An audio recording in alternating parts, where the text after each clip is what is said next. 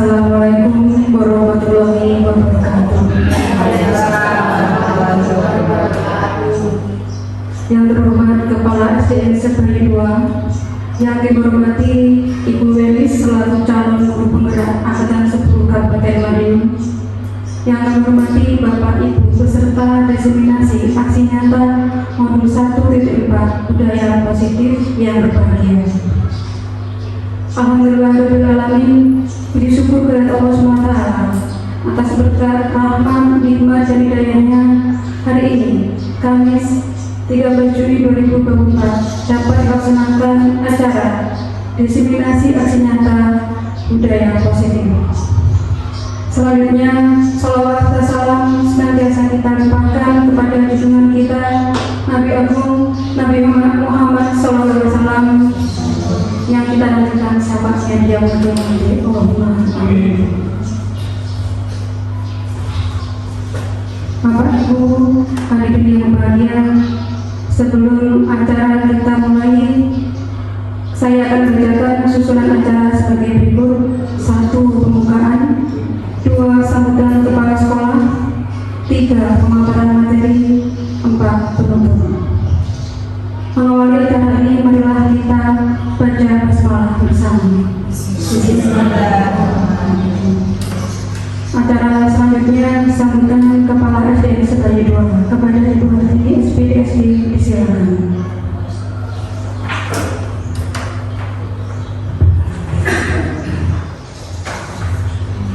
Saya menjadi kepala dan materi ceramah.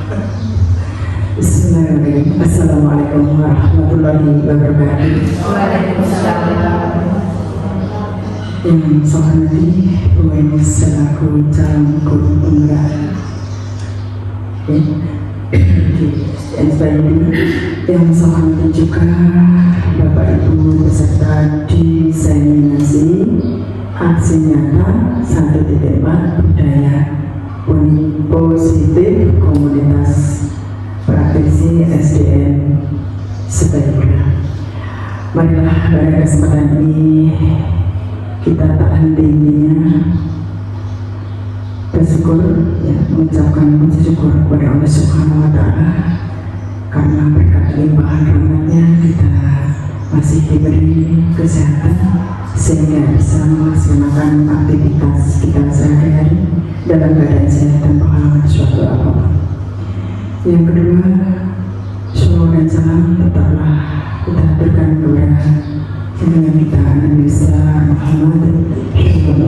Alaihi Wasallam, dan salam kita harapkan syafaatnya di yaumul qiyamah.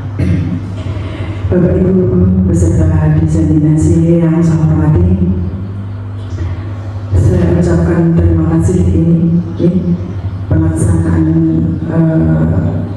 diseminasi hari ini. Semoga pelaksanaan ini nanti bisa diambil manfaatnya dari Bu Welis, berbagi ilmu dari pembelajarannya tiap hari ini, dan itu tidak hanya istilahnya belajar dari hanya satu kecamatan, tapi ini satu Indonesia, bayangkan ini. Jadi Bu Welis itu dia online dari pelatihan itu seluruh Indonesia. Jadi temannya tidak hanya satu kecamatan atau kabupaten atau provinsi. Jadi dari berbagai ilmu yang didapat, pengalaman dari seluruh Indonesia, semoga ini bisa diambil untuk pembelajaran kita dibagikan, istilahnya dibagikan kepada jenengan semua, sehingga nanti jenengan semua bisa bertambah ilmunya dalam mendidik putra putri kita setiap hari dengan aneka ragam tingkah laku dan juga problem yang ada di kelasnya masing-masing. Semoga ini nanti bisa menambah ilmu, pengetahuan, pengalaman penjenengan. Ya, di sini nanti kita bisa sharing, misalnya tiap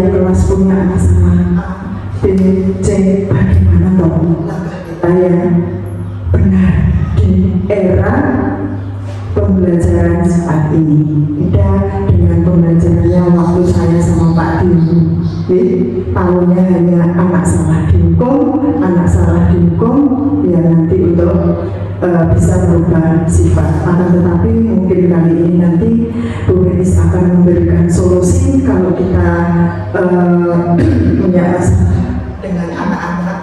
dengan anak-anak di kelas itu bagaimana untuk penyelesaiannya. Langkah kita selama ini apakah sudah benar apa belum? Nanti akan belajar bersama. Di sini bukannya Bu Menis itu paling ngerti Ibu Menis terus menggurui penjenengan. Enggak, ini saya Bu Menis itu berbagi berbagi ilmu baik, dan ini semoga nanti bisa menambah wawasan penjenengan dan bisa kita terapkan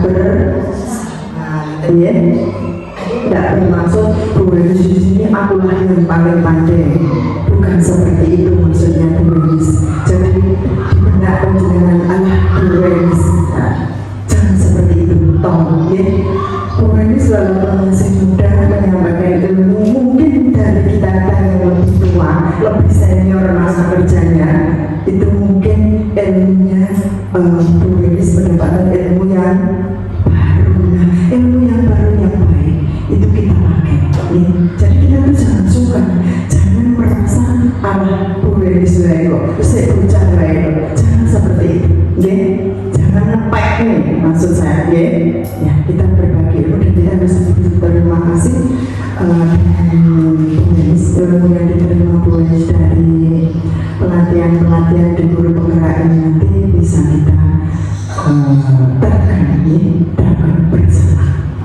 Sekilas seperti itu, saya mohon maaf yang sebesar-besarnya. Lebih baik taufiq walhidayah. Wassalamualaikum warahmatullahi wabarakatuh.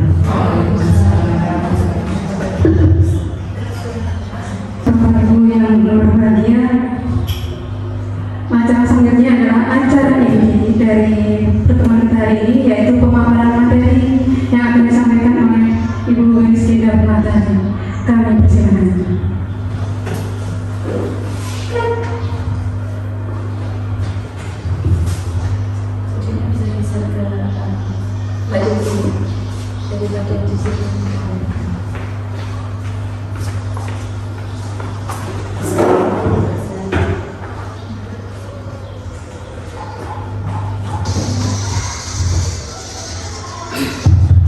Bismillahirrahmanirrahim. Assalamualaikum warahmatullahi wabarakatuh.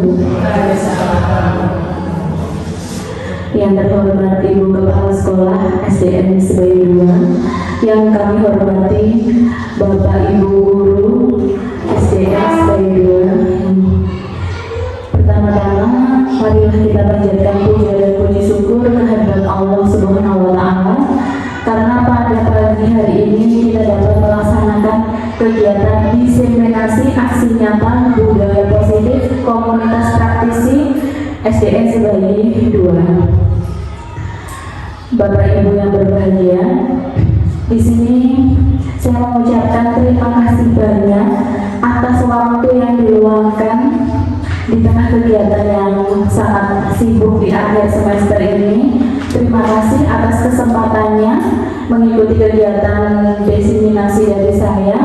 Semoga ilmu yang saya sampaikan nanti bermanfaat untuk Bapak Ibu semua. Di sini saya berdiri tidak bermaksud untuk menggurui atau merasa paling pintar. Di sini nanti kita akan belajar bersama, ya. Belajar bagaimana tentang budaya positif di sekolah, di lingkungan rumah maupun di lingkungan masyarakat, sehingga kita dapat menerapkan kepada peserta didik kita. Sebelum kegiatan dimulai, kita cairkan suasana dulu ya Bapak Ibu, kesannya boten tegang ya. Kita ice breaking dulu ya Bapak Ibu. Monggo untuk berkenan berdiri ya. Ice breaking dulu ya Bapak Ibu. Ya. Lagu ini bisa nanti disampaikan ke anak-anak nih. Monggo diikuti ya Bapak Ibu.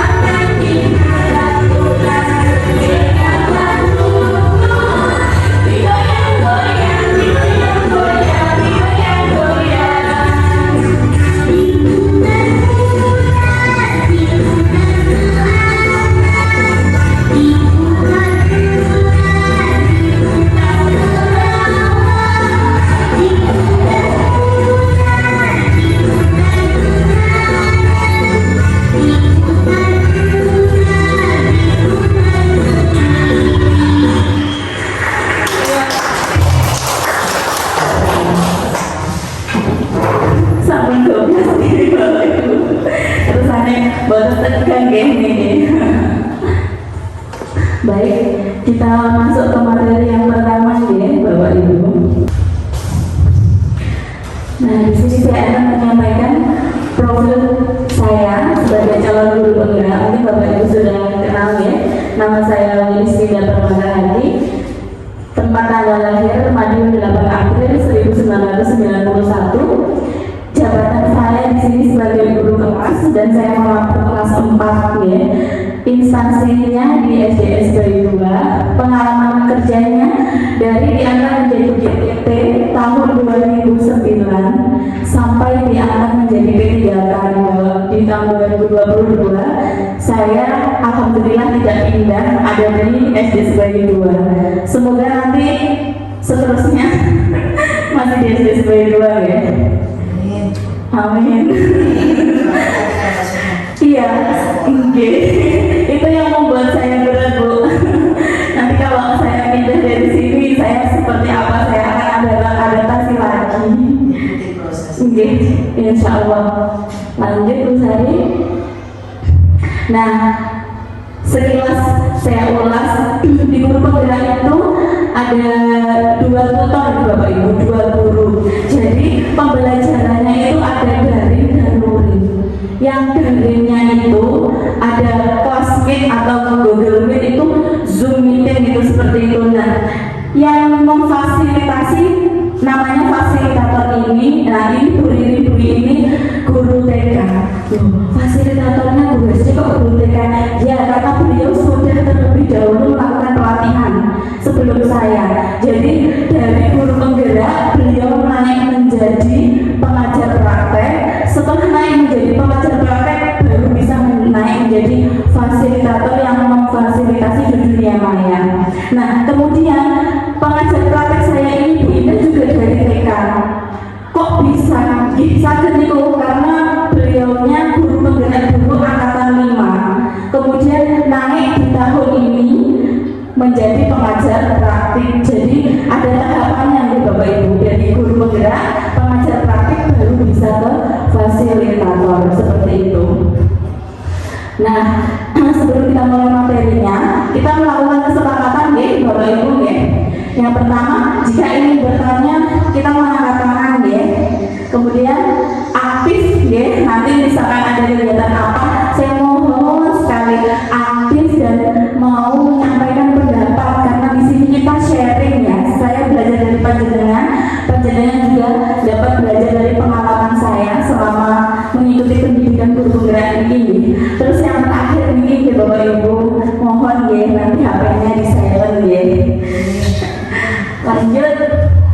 Nah, materi disiplinasinya yang pertama itu kita akan membahas perubahan paradigma belajar, kemudian disiplin positif, teori motivasi, keyakinan kelas, kebutuhan dasar manusia, posisi kontrol kita sebagai guru, dan segitiga restitusi. Nah, saya ingin bertanya Bapak Ibu, setujukah Bapak Ibu apabila pemberian hukuman dapat mendisiplinkan siswa? Setuju atau tidak? Tidak setuju ya. Kemudian pemberian hadiah dapat meningkatkan prestasi siswa? Setuju. Karena kalau ini dapat bintang, dapat hadiah gitu anak-anak suka biasanya gitu. Kemudian guru harus mampu memberi solusi pada siswa yang bermasalah. Setuju. Yang terakhir, guru berperan sebagai teman. Nah, ini setuju kalau badan. Coba sekarang kita lihat ya, pembelajaran dengan paradigma baru. Nah, ini ternyata ada beberapa tadi yang seperti guru sosok seperti teman. Itu pada paradigma baru ini tidak boleh guru bersosok sebagai teman ya, karena nanti anak-anak jadi ngejeli guru nih, tidak dihargai gurunya. Karena pembelajaran dengan paradigma baru adalah pembelajaran yang dirancang berdasarkan prinsip pembelajaran yang berdiferensiasi, sehingga peserta didik itu belajar sesuai dengan kebutuhannya berdasarkan profil pelajar Nama mawon Bapak Ibu profil pada Pancasila itu beriman, bertakwa, berkebinekaan global, bergotong royong, mandiri, kreatif, bernalar, kritis. Niku ada lagu nih Bapak Ibu, nanti bisa ditularkan ke anak-anak yang belajar Pancasila, beriman dan bertakwa pada Tuhan yang Esa dan berakhlak mulia, kebinekaan global, gotong royong mandiri, kreatif dan bernalar kritis. Nah, itu lagu ini saya mengingatkan panjenengan ya, kalau lupa mungkin. Nah, kemudian paradigma teori kontrol menurut Dr. William Blazer yang pertama itu ilusi guru mengontrol murid. Kemudian ilusi bahwa semua penguatan positif efektif bermanfaat.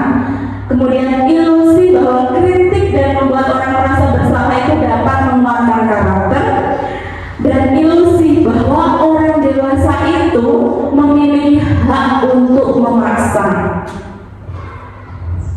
Nah, sekarang saya bertanya kepada Bapak Ibu, apa itu budaya positif? Kira-kira apa ya budaya positif? Nah, budaya positif itu perwujudan dari nilai-nilai keyakinan universal yang diterapkan di sekolah. Nah, nilai-nilai ini dapat terwujud jika kita dapat memahami tentang konsep inti dari budaya positif. Ada beberapa konsep inti Bapak Ibu dari budaya positif itu sendiri ya. Ada enam konsep inti dari budaya positif. Yang pertama itu disiplin positif, kemudian yang kedua teori motivasi, hukuman dan penghargaan, yang ketiga keyakinan kelas, kemudian yang keempat kebutuhan dasar manusia, yang kelima posisi kontrol, yang keenam segitiga restitusi. Ya. Nah, saya mohon bantuannya untuk dua Bapak Ibu guru, monggo maju ke depan. Kita praktekkan dari perubahan paradigma. Saya punya cerita di sini Bapak Ibu. Ada A dan B, Anda dan teman Anda, ya. Sobeklah kertas kecil, nanti saya beri sticky note. Nanti bisa ya, saling praktek dengan teman satu bangku. Jenengan ada yang bertugas menjadi si A dan ada yang bertugas menjadi si B. Nah, jenengan yang bertugas sebagai si A menulis di sticky note ini rahasia besar yang Anda miliki. Rahasia apapun yang Anda miliki jenengan tulis di sticky note ini. Yang A ya. Nah, teman yang B nanti jenengan harus mencoba mujuk-mujuki koncone ampre gelem buka rahasianya itu. Kira-kira siapa yang mampu bertahan diujuk-ujuki apapun itu dengan cara dibujuk, diancam, digetak digetak dirayu, apa disuap. Tadi ada yang mau disuap dengan nasi kuning tadi ya. Pokoknya kudu gelem buka rahasia besar di sticky note ini ya Bapak Ibu. Oke, coba kita praktekkan, nanti salah satu maju ke depan ya. Rahasia besar monggo ditulis. Rahasia besar monggo ditulis.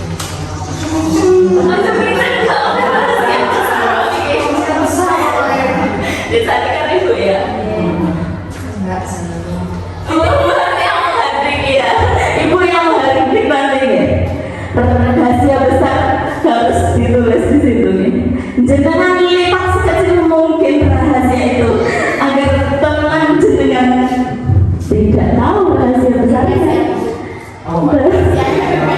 Ya, itu pokoknya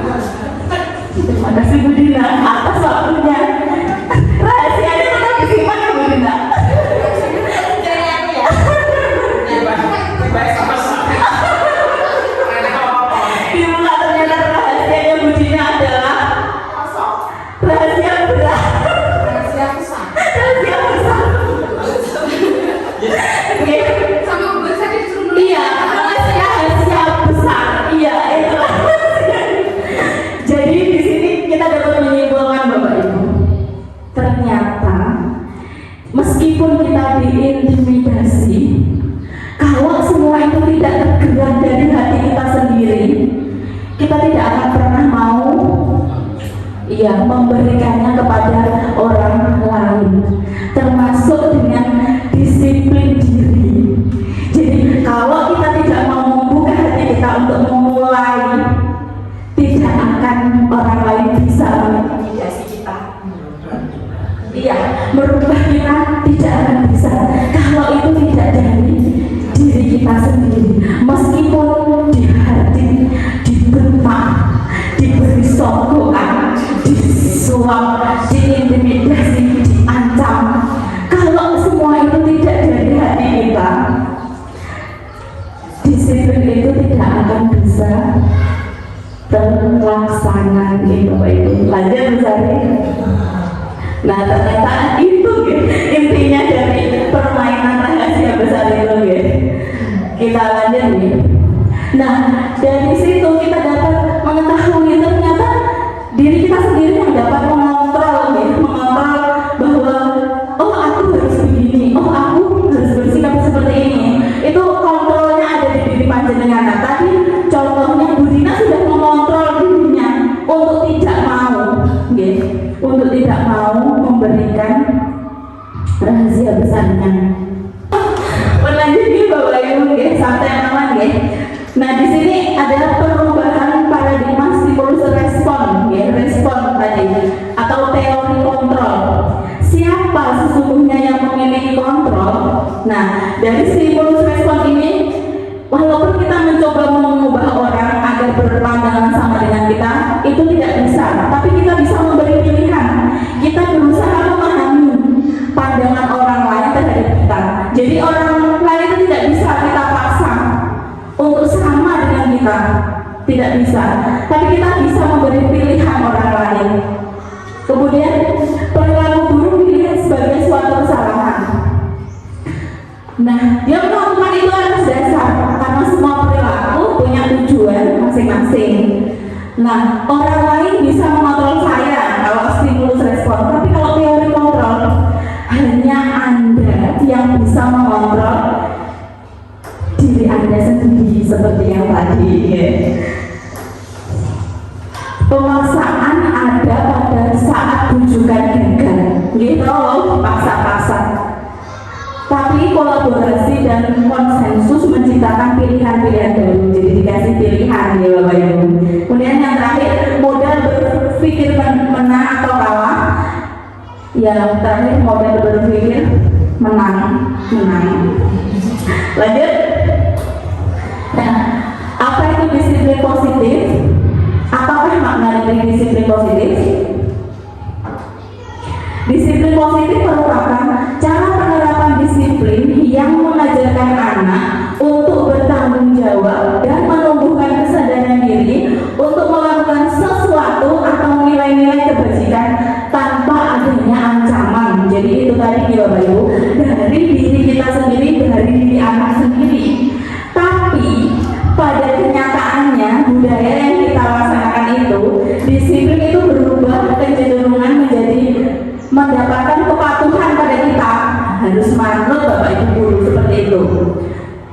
Bukan dari diri sendiri belajar mengontrol potensi, tapi harus manut. Nah itu paradigma yang harus diubah. Nah nilai-nilai kebajikannya sesuai dengan profil pelajar Pancasila ini tadi: beriman, bertakwa, mandiri, bernalar kristis, berkebinekaan global, bergotong royong, kreatif. Menurut Ibu Primarius, sikap murid itu harus toleransi, rasa hormat, integritas, mandiri, menghargai, antusias, empati, kreatif, kerjasama, percaya diri, komitmen. Nah kalau menurut keterampilan life skill atau keterampilan hidup, murid itu harus dapat dipercaya, lurus hati, pendengar yang aktif, tidak merendahkan orang lain, memberikan yang terbaik bagi dirinya. Nah sekarang kita masuk ke motivasi perilaku manusia, yaitu ada 3 motivasinya Bapak Ibu. Yang pertama itu menghindari ketidaknyamanan atau hukuman. Jadi kalau kita tidak nyaman, kita pasti akan menghindar. Kemudian mau mendapat imbalan atau penghargaan. Yang terakhir menghargai diri dan menjadi orang yang mereka inginkan.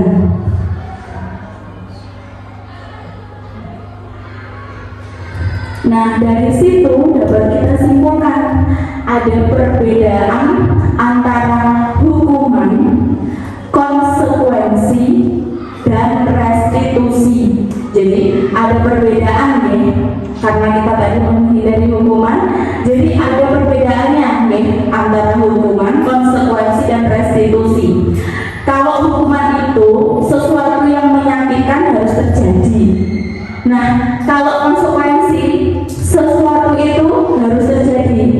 Kalau restitusi itu kita disuruh memberikan pilihan kepada peserta didik. Nah, kalau hukuman tidak nyaman untuk murid atau anak dalam jangka waktu yang panjang, karena anak nanti akan menjadi anak yang pendendam, terus pembenci, akhirnya membenci guru itu, akhirnya membenci mata pelajaran dari guru itu ketika kita nanti menjadi penghukum. Terus konsekuensi tidak nyaman itu dalam jangka waktu yang pendek kalau hanya diberi konsekuensi. Kalau restitusi itu memberi penguatan dalam jangka waktu yang panjang. Kemudian korban mendapatkan keadilan kalau hukuman, kalau konsekuensi korban bisa diabaikan.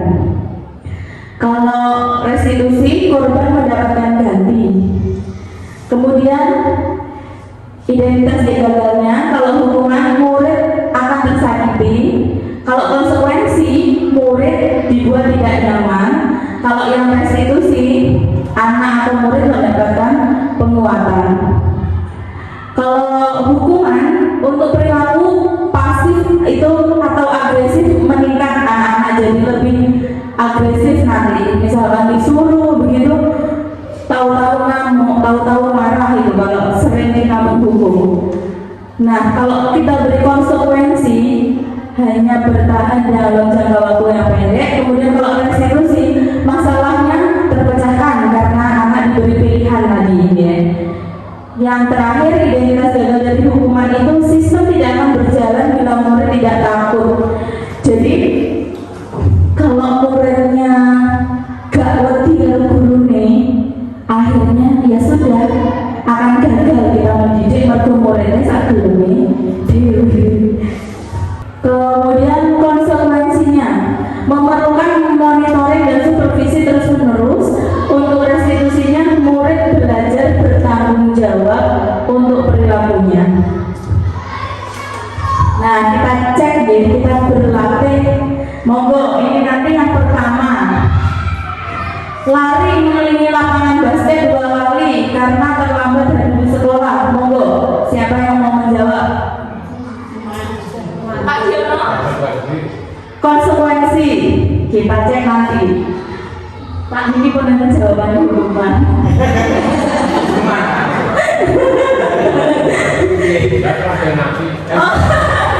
Kesannya seru betul Pak Jono, terima kasih Pak. Nomor 2, membersihkan coretannya yang dibuat di meja tulis. Kenapa nih Budina? Konsekuensi. Nah, kita tampung ya. Nomor 2 konsekuensi. Yang ketiga, murid diminta push up. Kenapa nih? Saya boleh jawab. Terus tadi hukuman. Yang ketiga hukuman. Kita tampung ya. Yang keempat, menggantikan kertas tugas temannya yang dia coret. Konsekuensi. Pak Jodoh konsekuensi.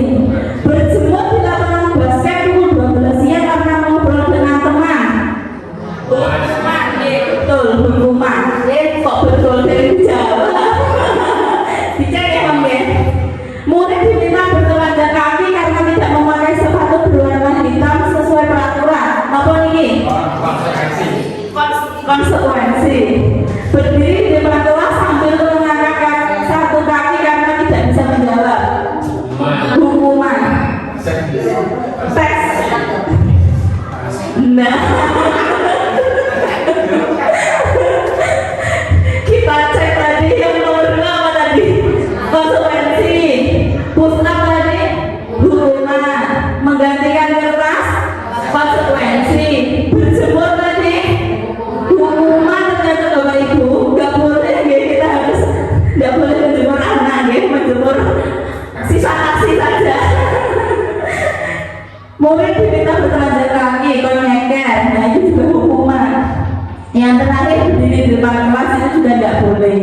Sekarang sudah tidak boleh menjadi penghukum. Nah, ini saya punya contoh kasus Bapak Ibu. Saya bacakan ya contoh kasusnya. Iva kurang menguasai pelajaran matematika, sehingga pada saat pelajaran tersebut berlangsung dia lebih banyak berdiam diri atau menggambar di buku pelajarannya. Pada saat guru melatih matematikanya, Pak Seno menanyakan pertanyaan Iva menjadi gugup dan tidak sengaja menjatuhkan tasnya dari kursi, serta tiba-tiba menjadi gagal. Pada saat berupaya menjawab, seluruh kelas pun tertawa melihat perilaku Iva yang berbicara tergagap dan terkejut tersebut. Pak Seno pada saat itu membiarkan teman-temannya menertawakan Iva yang tergagap dan malu luar biasa, dan malahan meminta Iva untuk maju ke depan dan berdiri di depan kelas sambil menunjuk hidungnya karena tidak bisa menjawab pertanyaan Pak Seno. Kelas makin gaduh dan anak-anak pun tertawa melihat Iva di depan kelas memegang ujung hidungnya. Nah, kira-kira apakah Anda setuju dengan tindakan Pak Seno terhadap Iva? Kemudian menurut Anda tindakan Pak Seno terhadap Iva adalah sebuah hukuman atau konsekuensi? Monggo satu saja mewakili ke depan untuk menjawab setuju nopo boten, terus menjawab konsekuensi nopo hukuman. Oke, monggo Bu Dina. Dari sini, monggo dari sini. Dengan kasus tadi ya, dengan adanya Pak Seno, menurut saya tindakan Pak Seno saya tidak setuju. Kenapa? Karena hal tersebut kalau menurut saya sudah masuk ke ranah perundungan. Sudah masuk ke ranah perundungan. Dan yang kedua, menurut saya tindakan Pak Seno adalah sebuah hukuman. Karena dalam hukuman tadi menyakiti. Menyakiti karena disuruh pegang hidung tadi ya Bapak Ibu ya. Menyakiti tidak, saya kira tidak hanya secara fisik, mungkin di hatinya juga dia merasa malu. Membuat malu Membuat malu dan pasti itu tertanam di hati anak mungkin sampai dewasa, sampai bisa. Terima kasih saya kan itu. Terima kasih Bu Dina, mohon dulu ya plus dulu untuk Bu Dina ya. Saat mau tertentu Bapak Ibu betul. Oke, saya setuju dengan Bu Dina tadi ya. Di sini kita sambil sharing ya Bapak Ibu. Saya tidak setuju juga dengan tindakan Pak Seno tadi karena itu termasuk perundungan, menghukum dan membekas di hati anak-anak nantinya. Jadi jangan sampai diterapkan di masa jenengan ya Bapak Ibu ya. Monggo lanjut, meskipun kelihatannya sepele mawon Bapak Ibu tidak menyakiti anak, tapi membuat mental anak semakin down gitu ya. Jangan sampai di depan dipermalukan, itu akan mengena sekali ke anak. Nah, ini Bapak Ibu, kita masuk ke keyakinan kelas. Kenapa keyakinan kelas bukan peraturan? Karena kalau keyakinan kelas itu dibuat dengan berdasarkan kesepakatan bersama. Nah, kalau peraturan itu dibuat oleh guru itu sendiri Bapak Ibu, jadi bersifat memaksa. Kamu harus ikut, harus manut seperti itu. Nah, kalau keyakinan tidak. Nah, nah, sekarang semoga nanti bisa diterapkan di kelas panjenengan ya Bapak Ibu, prosedur pembuatan keyakinan kelasnya. Nah, yang pertama itu putra-putri panjenengan dengan pakai stikiton seperti ini. Nanti anak-anak suka diberi stikiton seperti ini untuk mencurahkan ide tentang peraturan-peraturan apa saja yang akan disepakati 1 tahun ke depan. Okay. Kemudian dicatat masukan-masukannya itu dicatat. Nah, mengganti kalimat yang negatif dari tidak boleh menjadi kalimat yang positif. Misalkan tidak boleh membuang sampah sembarangan, itu bisa kita ganti dengan kalimat positif, yaitu jagalah kebersihan. Jangan bermain fisik, bisa diganti dengan saling menyayangi atau saling menghargai. Nah, kemudian kita tinjau lagi, dikumpulkan jadi satu, kemudian disetujui, jenengan tanda tangani, nanti ditempel di dinding mading jenengan atau di kertas-kertas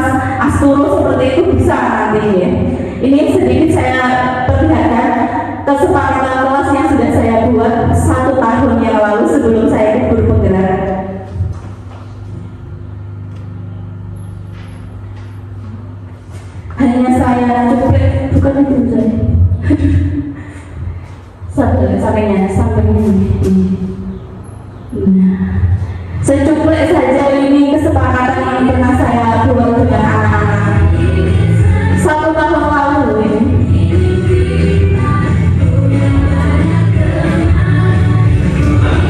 Ya, 1 tahun lalu sebelum saya ikut bergerak, saya sudah membuat kesepakatan dulu. Yang sekarang saya tahu keyakinan itu ternyata. Nah, ini saya tempel di sini dulu, kemudian nanti saya pindah di kertas Asturo.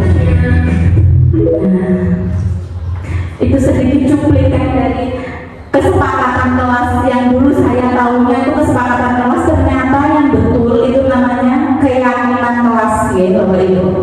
Lanjut, semoga jenengan nanti bisa menerapkan di semester berikutnya bersama putra-putri kalian di kelas nanti. Kebutuhan dasar manusia. Kebutuhan dasar manusia adalah segala sesuatu yang kita lakukan untuk mendapatkan apa yang kita inginkan. Nah, 10 tindakan yang kita lakukan itu memiliki tujuan untuk memenuhi kebutuhan dasar kita dengan melakukan usaha yang terbaik. Ya. Ada 5 kebutuhan dasar manusia.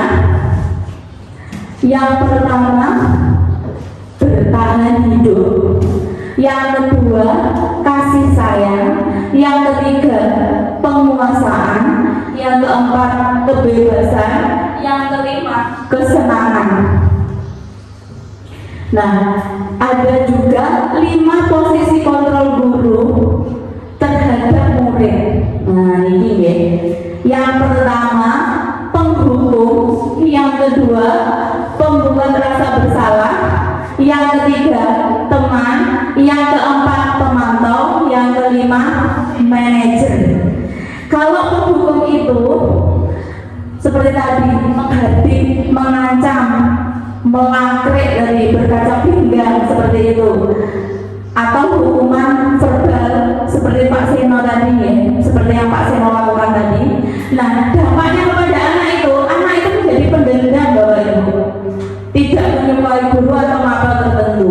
Kemudian kalau membuat rasa bersalah, suaranya itu lembut, tapi dia itu membuat dirinya merasa paling salah, paling tersakiti.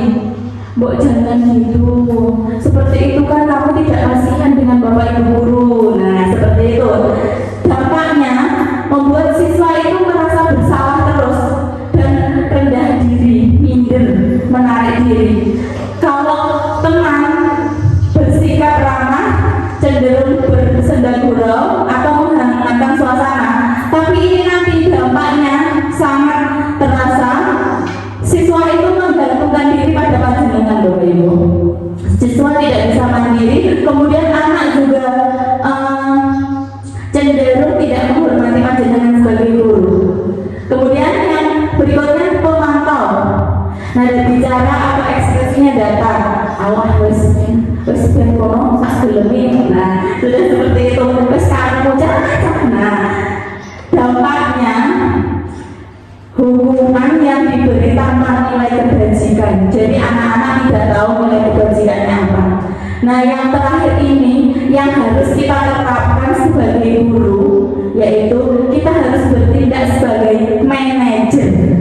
Kalau di sekolah itu kita sebagai guru mempunyai manajer adalah sosok kepala sekolah, tapi jenengan sebagai guru di kelas, jenenganlah manajer dari anak-anak didik kita.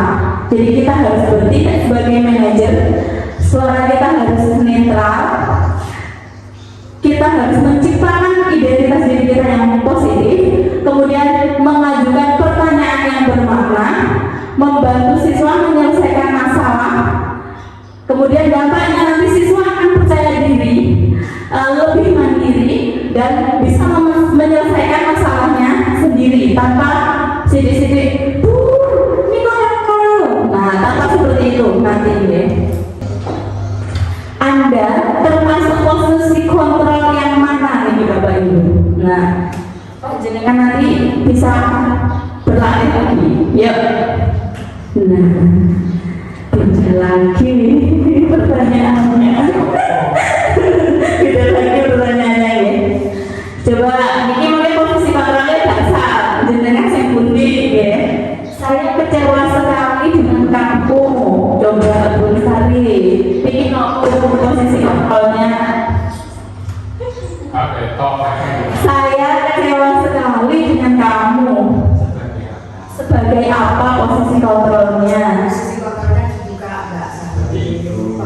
Oke.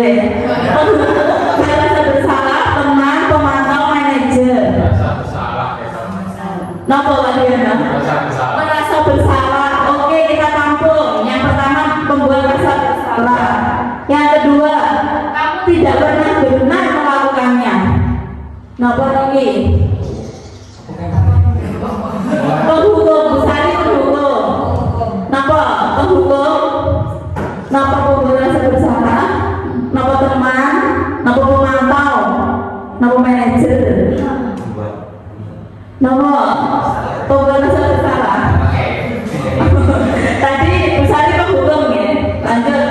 Ayolah lakukan demi ibu. Teman, bagaimana kamu bisa menyelesaikan ini? Penghukum, manajer, Bu Sari, oke.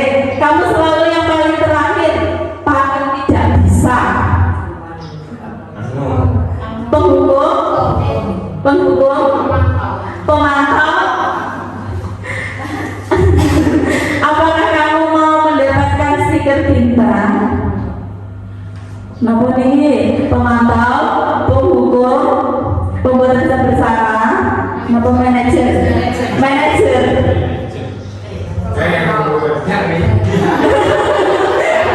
Napa ini manajer? Pemantau.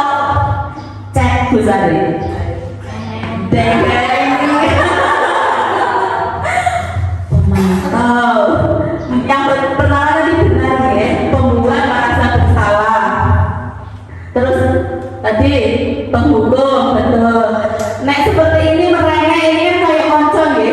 Ayolah kita teman. Nah, yang ini tadi bagaimana kamu bisa menyelesaikan ini, itu adalah kata-katanya manajer. Bertanya ya. Kamu selalu yang paling terakhir ini menghukum, mengejas muridnya gitu.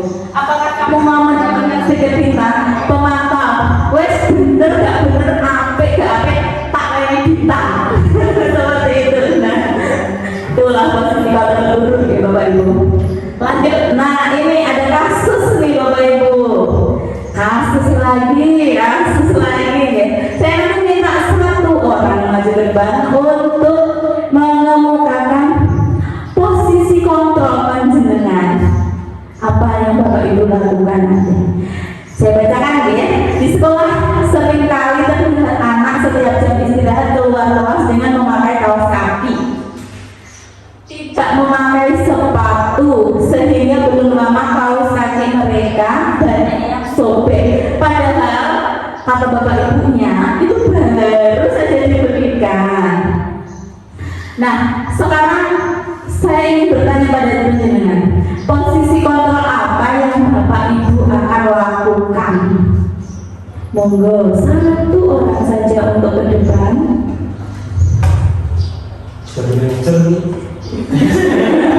Monggo Bu Sari. Ya, monggo Bu Sari. Di sini ya terlihat diskusi sama tindakan yang dilakukan gitu.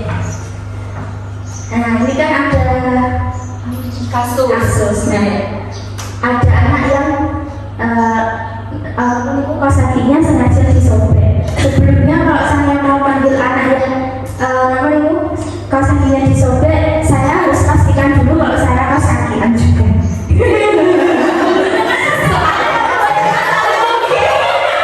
Soalnya biasanya lagi bagi-bagi kaki.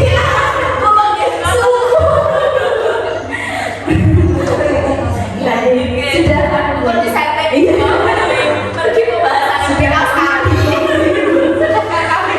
Nah, kemudian saya akan memanggil anaknya terlebih dahulu.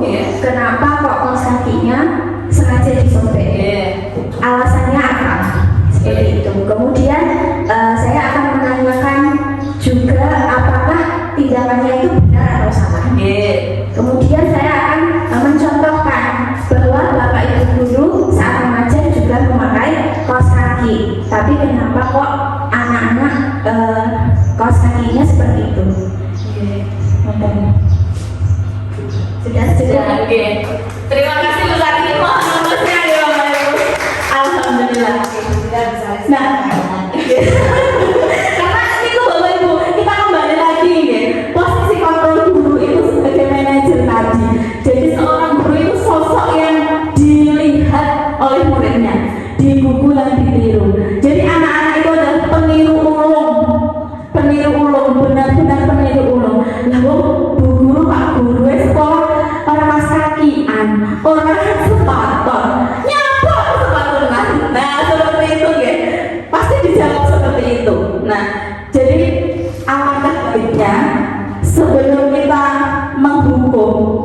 kita sudah tidak boleh menghukum ya, kita tanya dulu seperti yang disampaikan saya tadi. Kita tanya dulu, kenapa tidak memakai kaos kaki? Kamu melakukan itu pasti ada alasannya kan, seperti itu. Nah, kalau sudah jenengan tanya lagi, kamu kira-kira itu melanggar peraturan sekolah atau tidak? Nah, kalau sudah, baru jenengan beri contoh. Bapak Ibu guru di sekolah saja memakai kaos kaki, kenapa kamu tidak? Nah, seperti itu. Itulah sosok manajer yang harus kita jalankan selama menjadi guru. Lanjut, kita masuk ke yang terakhir, yaitu segitiga restitusi. Segitiga restitusi itu adalah proses menciptakan kondisi bagi murid untuk memperbaiki kesalahannya dari kasus tadi, sehingga mereka itu bisa kembali ke kelompoknya atau ke teman-temannya dengan karakter yang lebih kuat, karena sudah dipanggil Bapak Ibu guru, anak-anak akan lebih pede dan lebih tidak minder ya. Ada 3 tahapan Bapak Ibu dari segitiga restitusi. Yang pertama itu langkahnya sebagai guru, sebagai manajer, kita harus menstabilkan identitas anak. Kemudian kita harus memvalidasi tindakan yang salah dari anak itu. Yang terakhir menanyakan keyakinan tadi. Menanyakan keyakinan itu kalau keluar dari sekolah berarti menanyakan kesepakatan atau peraturan dari sekolah, seperti itu. Kita harus menanyakan. Untuk menstabilkan identitas, kata-katanya kita bisa menggunakan ini Bapak Ibu. Berbuat wajar itu salah, tidak ada manusia yang sempurna. Bapak Ibu guru juga pernah melakukan itu. Bapak Ibu guru ya tahu gak kaos kaki seperti itu. Tapi Bapak Ibu guru ingin mencari solusi dari masalahmu tidak berkaos kaki nanti apa? Nah, jadi kamu berhak merasa seperti itu. Lanjut. Nah, ini validasi tindakan yang salah. Anak itu harus mengetahui kesalahannya itu apa. Kita harus validasi. Nah, kamu pasti punya alasan kenapa melakukan itu. Itu ditanya, kenapa kok nggak pakai kaos kaki? Nah, kemudian kamu melakukannya karena mempertahankan sesuatu yang penting kan bagimu. Kita harus menanyakan keyakinan kelas atau peraturan disiplin di sekolah ya. Apa keyakinan yang telah kita buat di kelas? Kalau anak-anak melakukan pelanggaran di kelas, kalau melakukan pelanggaran di sekolah, apa peraturan sekolah yang sudah kita sepakati, seperti itu Bapak Ibu. Nah, sebentar Bapak Ibu, saya tunjukkan video saya mempraktekkan segitiga restitusi bersama anak-anak.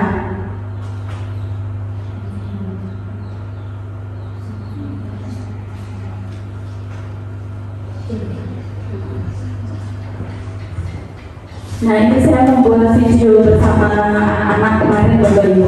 Jadi monggo disimak, dan salah satu tugas saya juga sebagai guru pria. Kalau di guru program itu benar-benar harus praktek Bapak Ibu.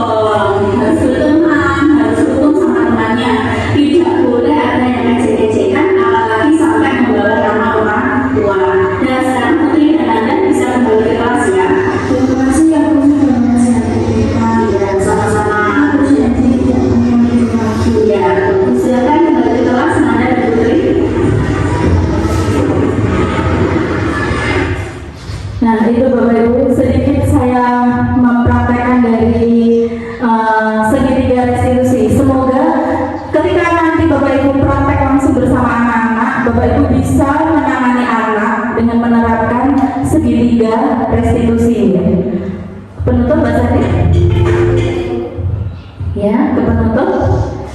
Nah, sudah ada di penghujung Bapak Ibu. Dari al-hadis saya dapat belajar ilmu itu didapat dengan mempelajari. Keberkahan itu kita peroleh dengan melayani, dan kemanfaatan itu dihasilkan dengan menaati. Semoga pengalaman yang saya dapat di guru penggerak ini dapat bermanfaat dan berdampak positif bagi rekan-rekan sejawat saya di sekolah. Semoga tahun ajaran depan SD kita mendapat murid lebih banyak lagi. Amin. Kita dapat lebih maksimal lagi melayani, karena kita di sini adalah seorang pelayan bagi murid-murid kita.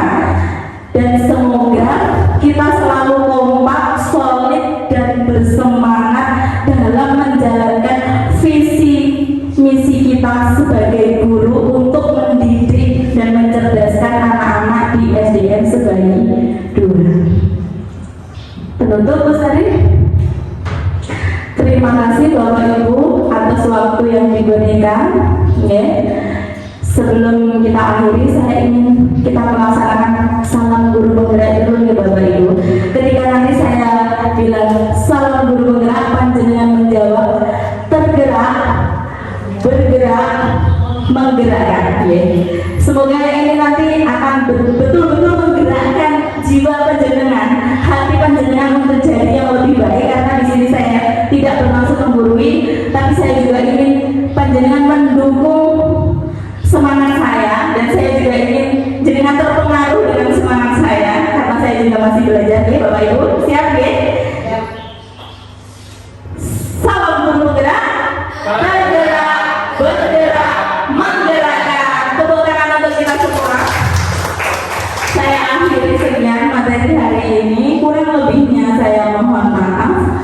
Billahi taufiq wal hidayah. Wassalamualaikum warahmatullahi wabarakatuh.